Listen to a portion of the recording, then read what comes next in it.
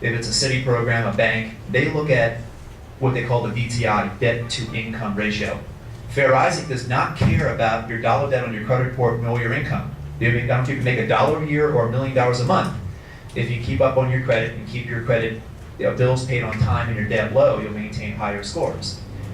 Fair Isaac looks at the total percentage of availability on revolving. What does that mean? You have a $10,000 limit, for example, and let's say you have $5,000 in debt. You have a 50% debt ratio. If you pay it down to $2,500, your availability increases 75%, right? Make sense? Nowadays, the credit card companies are dropping and reducing credit card limits. So if you have a $10,000 credit limit, for example, and $5,000 in debt on it, and you're one of the lucky ones where the bank decreased your limit from $10,000 to $7,500, on paper, it's like your debt just went up. Your availability went from 50% to 25%. In that example, you might lose 40 points on your FICO score. So how does one determine what your total percent availability is? On these credit reports, usually on the profile summary, like this lady has a 42%, that's really not true because these credit reports are never that accurate. I don't care if you pulled it up 5 minutes ago. This is how you can truly look at it. Run a credit report on yourself and add up all your credit debt. That's, not Mervyn's, they're out of business, Nordstrom, Sears, all department store accounts, all major credit cards. Add up all your debt. Add up all your total limits. Divide the debt into the limits. That is your total percentage of availability. The higher that number is, the better off you are. Because the way these credit card companies are reducing credit limits, it's killing people's credit scores. Because what happens if you open up escrow to buy a house, yesterday, and 2 weeks later, B of A decides to lower your credit limit, there goes your credit score. And guess what? It's not your fault. You didn't have any late, so you didn't have any derogatory, just drop your score. Let's put it this way, I'll give you an idea. According to Fair Isaac, you're gonna hear me say that a lot. According to Fair Isaac, if you had a $2,000 credit card, let's say a Visa or MasterCard, that's all the card you had, you're maxed out at $2,000, you have nothing available. If you make the minimum payment for 6+ months, I don't know, 20% interest rate as an example, how many FICO points how much of your score do you think you'll lose over 6 months making a minimum payment? If you can, so in other words, you have a $2,000 limit, $2,000 in debt, no other credit cards. You heard me, 100 points on average you'll lose. Really between 50 to 150 points according to Fair Isaac, but it averages 100 points. Imagine being 20 grand, 30 grand, 40 grand in debt. So imagine paying off that $2,000 and a month later you gain back the 100 points. That can make or break a really good real estate transaction, really good rate. According to Fair Isaac, you can, for every 10 points you increase a national FICO score, national across the US, you can reduce a national mortgage by $100 a month. Just 10 points. So especially here in California, imagine going up 100, 110, 150 points. You can save, what, $1,000, $1,500 a month on that mortgage? Even if borrowing 300 grand, according to Fair Isaac's website, you go from a 619 to a 620 FICO score, you can reduce a mortgage by $500. Look at it, myfico.com. It's amazing how one little move up on the score can reduce the mortgage. See, it's really imperative on it. Also, with the number of frauds that went on, that's a big problem now, and especially mistakes, guys. You've got to know what's on the report. Okay. Any questions? On the bottom of the second page, and under the amount of type of outstanding debt, the last item is a secret credit cards. I want you to know.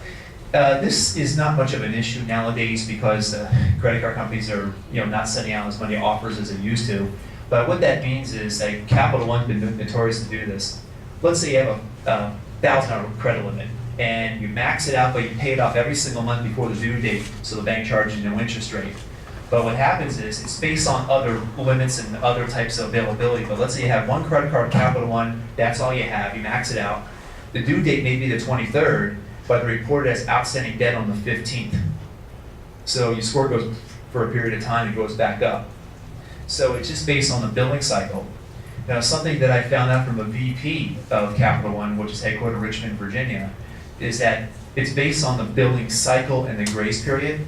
So your credit card statement will show you when the billing cycle begins and ends, like your cell phone bill. So the trick is, the billing cycle is important. So it's based on the billing time frame. Usually they'll give you anywhere from 5 to 15 days on the grace period or more, and that's getting tighter because of the market. But here's the trick, so that doesn't happen. Have the beginning of your billing cycle, which usually, around the 3rd, 5th, or 6th of each month, start at the end of the month. Because if you start the billing cycle at the end of the month, your bill won't be due till the following month. And it doesn't matter when you pay it off in the beginning, middle, or end of the month, it won't jeopardize your credit score. I know you guys will be confused by what I said, talking me off after the meeting, but it's a trick that works. Okay. But the point is, though, try to keep your revolving debt as low as possible. I've seen someone who had no revolving credit for more than 2-3 years, either out of a bankruptcy or just never had revolving credit. All of a sudden, a $1,000 credit card showed up on their credit report. It's cash secured credit card, or their parents co-signed for them, and a score jump 120 points a month later. It's because, again, revolving makes up 1/3 of your credit score.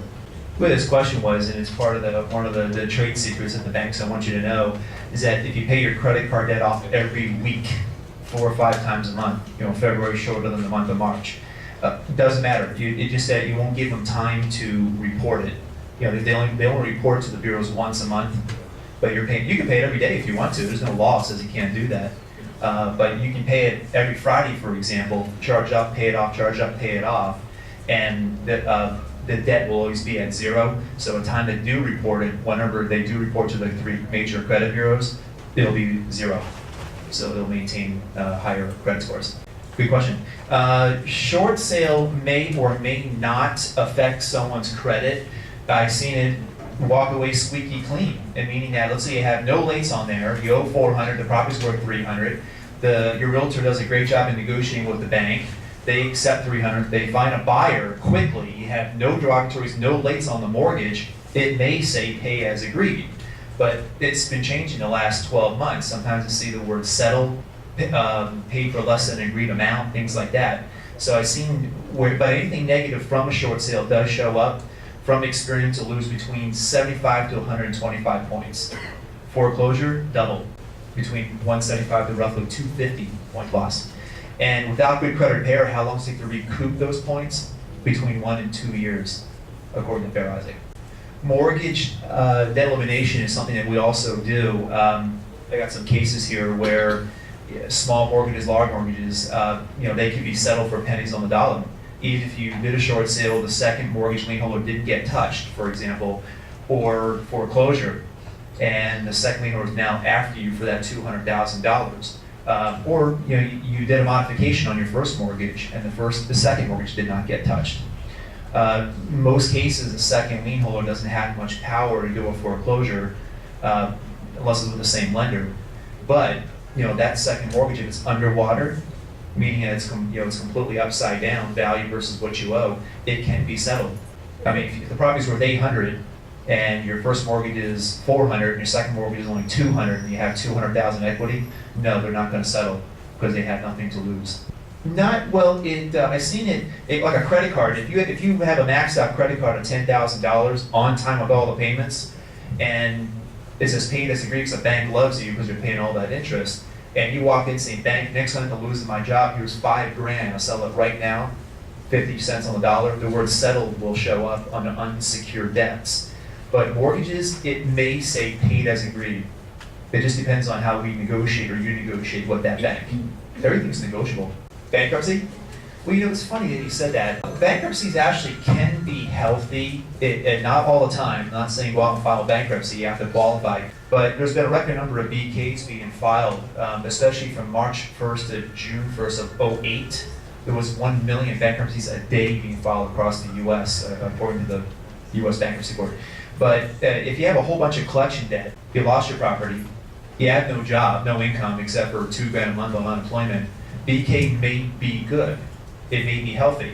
So I've seen someone's credit score, like this lady who had a 420 credit score. Someone could file bankruptcy, and 2 to 3 months after all the debt's cleared, all the past dues caught up, the score pops back up in like the 620, 610 level, because it wipes out all that past due. So when you go past due, it really pulls down the credit score. So it may be healthy, it may not be healthy. It just depends on your profile and your portfolio. Oh, absolutely. Her question was on a loan modification. Let's say you're 3 payments behind, and to keep it at an NOD, notice of default, you pay that 3rd month, but when you pay this month, it's for the month that was from 2 months behind.